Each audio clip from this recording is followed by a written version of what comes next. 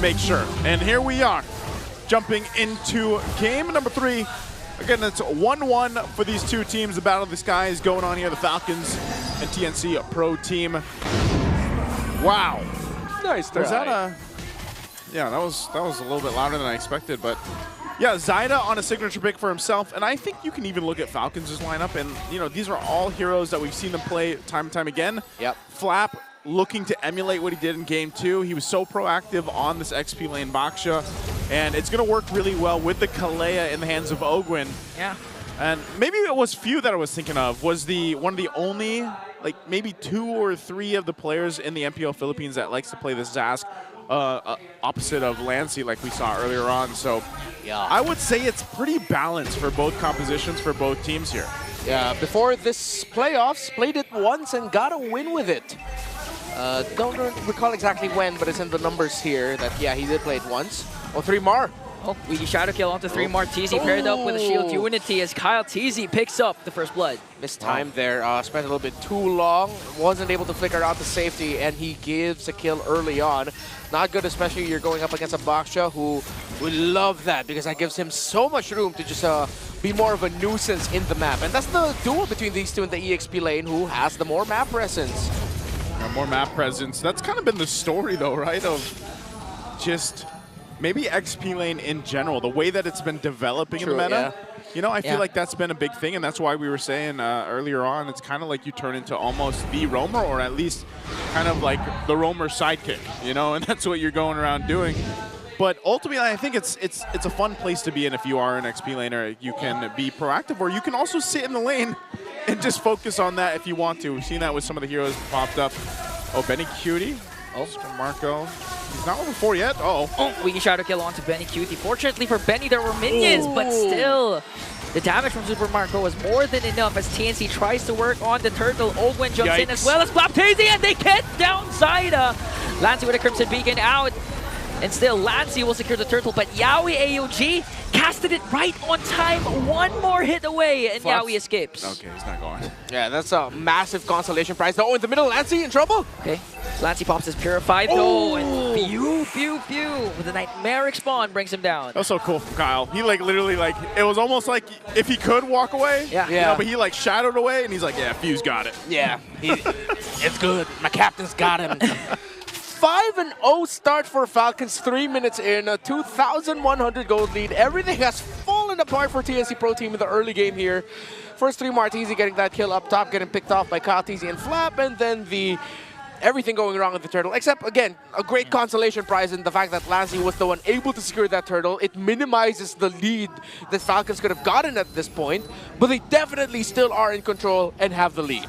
Yeah, they'll work around this. TNC might have to do something about it too, and you know, really when you think about it, okay, what can they do? Well, Benny Cutie, he went down earlier on, so he's not going to have that easy start on this 1-1. So he can continue to farm up and hope that, you know, he's able to go ahead and capitalize on the 1-1 kit, especially with the crossbow of Tang. You can almost do the same thing, I guess, if you mention with this the Ling instead of the Hayabusa that they had back in game 1. Yeah. But then that's the thing. I feel like Zyda, the pressure is there because you're down already. You know that Kyle TZ's got a little bit of that lead. I mean, he did have 2 levels ahead of him. Kyle TZ should be hitting that level 9 in just a bit. But really, for Zyda, he's got to rely on the team to help support him, grab the buffs, and hopefully secure some of the objectives. It is only 1 turtle in the favor, though, for TNC, and they can continue to build up on that. But they're talking about a 2,000 deficit already in gold. Yeah, and even more pressure for Zyda as they're trying to chase down. Flap TZ looks like they'll be able to secure the kill, but no, it spoke too soon. Flap TZ already forced to use their Revitalize to get away. As I mentioned, one of the tanks of TNC Pro Team, the Hilda, actually is going to be the main tank in this scenario, as he's going to be the one providing vision for the Gacha for Yaoi to go in. He's already 2 deaths early on. That means the moment Ogwin can see 3-Mar, he can just go ahead and toss his ultimate onto him, and that's already a sure kill that you're going to build advantage off of. You just save your dashes to make sure you get out of the AOG of Yaoi. Yeah, especially if once the 3rd item is there for Ogwin, might be the fleeting time could spell disaster for TNC as Kyle TZ gets the turtle. AOG is there. Tempest of Blades casted out by Zyda, but Yaoi looks like is going to be the first man down. Kyle TZ goes in with a weaky shadow kill, going to bring down Yaoi, but Drumar TZ answers back with an Oakwin kill. Okay, roam for roam trade. TNC Pro Team still getting chased by the members of Falcons. Let's see if they can get Lancey. Kyle TZ goes in. CC immune. Hayabusa takes out the Juicin. Good pickup there. You know, just when they get on the board, Falcons takes a little bit more, plus that objective. So you can see how things are going in favor for Falcons. This is where they'll go ahead and press a little bit more on the gas, looking to go get their first turret. So they have some more space to work with. 3Mar's going to try to hold this down. Zyda's with him. So they should be able to hold this on. Already casted the Wiki Shadow kill. Look at the damage. Even Zyda, 1/4 HP lost, but he's surveying the scene. Went down, went with Tempest of Blades, but the response from Team Falcons just too much for them. Benecuti though in the picture now, as both teams will disengage. What a read there. Kyle TZ avoided the initial damage that Zyda can dish out. Coming down from the wall, he stayed in the shrub. Zyda tried to foresee it, but Kyle TZ was like, all right, I know you're trying to predict me. I'm going to do the unpredictable thing, and I'm just going to stay here. Then I'm going to walk out. Then I'll get away scot-free. Okay. The kill onto 3Mar TZ up top by Flap TZ, and Kyle TZ is really biting TNC in the neck. Because so far, 3Mar TZ is having a hard time trying to go out of the map, or even try and prevent Kyle TZ from his usual jungling pattern. So Team Falcons already has that covered. Yeah, they've got it covered. Right now, Falcons has the majority of this game covered. I mean, very similar to what we saw in Game 2, where they've got this pretty big gold lead. You know, 5,000 gold at nearly the 7-minute mark is quite massive to work against if you're TNC. The Turtle's going to be up here too, and Falcons will get in position for that. So again, you're banking on the fact that what can TNC do here? And really a lot of it is allow Zyda to not fall too far behind. And look for pickoffs here. Could be Flap. There might be the trade. Flap TZ already popped his Revitalize, but just look at the sustain. It's taking them a lot of time. Falcons was able to respawn. Ogun with a title strike. Zyda goes out with a Tempest of Blades, but they were able to take down Flap TZ in exchange for Zyda and Yaoi. Now Few's going to pick up one more. 3Mar TZ caught in the middle of 3. Ogwin, Super Marco, Few chasing after him as Ogwin stuns him out and feeds off the kill to Marco. You can't blame TNC for going after Flap. But man, Flap TZ held on so long. Lancey gets blasted. A double kill for Marco to cap it off. Man, Super Marco, he's like, I want this one. And he goes, burns the flicker, will get the double. Plus that turret, so now Falcons furthering the lead. I mean, man, 7.5K ahead at the 8-minute mark. This is not what you want to go against if you're TNC and you're looking at that first Lord in about a minute. The items, I mean, looking at it, they're so far behind in itemization. So this is the green light for Falcons to just take the side of the jungle. Ogwin, another jump in, paired up with a Tsunami Slam, but Yaoi counters out with an AOG. Here comes Marco once again. Zaman Force paired up with a Wiki Shadow kill from Kyle TZ. A mega kill from Kyle TZ. It's just violent yet again. Falcons have built up such a massive lead that if TNC Pro Team initiates, they will clap back immediately. We talked about this being an execution-based thing. Yeah, since Falcons executed the hell out of the early game so much better, they've just ballooned to a 9,000 gold lead, close to 9 minutes in. Yeah, this is really similar to what happened during game number 2.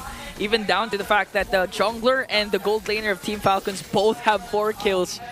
There was a stretch in game 2 where they have equal kills, so now Falcons with a strong start again, holding on to a 9.7K gold lead, not giving anything to TNC at this point. Hey man, 10,000 gold.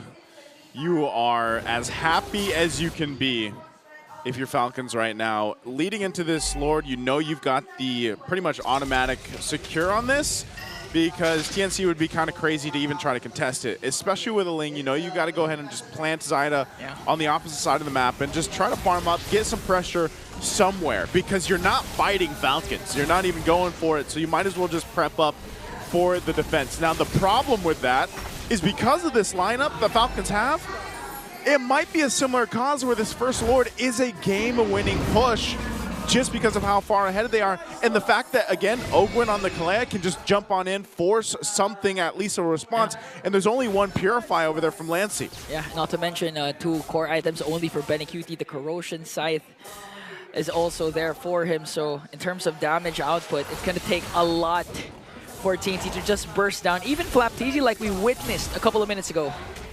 Yeah, I think at this point they need to come up with a new boxer skin. It's just he's carrying like weight plates. That'll be really cool. Like gym bro boxer. Yeah. Hey, that's an idea. Right? That's right? actually a good one. Hey, yo, Moonton, hit me up. Yeah. Hit him up. He'll design it. You know, Yeah. I've seen him draw. It's pretty good. Yeah, Renmar changed career. Now a designer. Redmar the artist. No, not at all. Not at all. Well, right now it's the Lord. You expect 3 Martisi and Yawi to be the tankiest frontliners for TNC, but Oh, conceal? 2 Synchro Fishes for Marco is more than enough to half health 3 Are they chasing Martisi. Benny? Yeah, they are. Oh. Oh, they found 1-1. Oh, Shield of Unity is there, and Uigi Shadow Kill to finish him off. Yeah, you weren't going anywhere. They got the information from Kyle, and they're like, yeah, we're going for it. Pop the conceal. Roll on in. Lord is taking care of it, but there's the mid-turret going down, too. Oh, they're just going to continue this. Another jump in. Super Marco also with his Zamin Force even catches Lancy through Martisi. Might be the next target here. Oh, no. Flapteezy with a Shield Unity. They're working on them. A double kill for Flapteezy. And a wipeout for Team Falcons. 2-1.